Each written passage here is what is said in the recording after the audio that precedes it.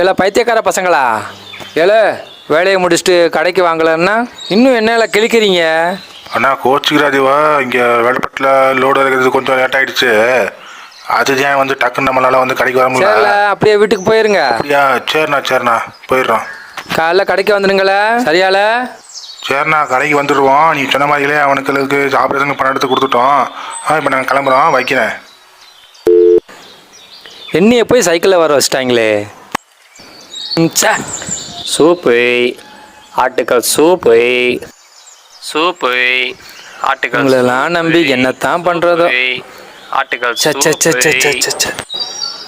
ஏலே முத்து, பாண்டி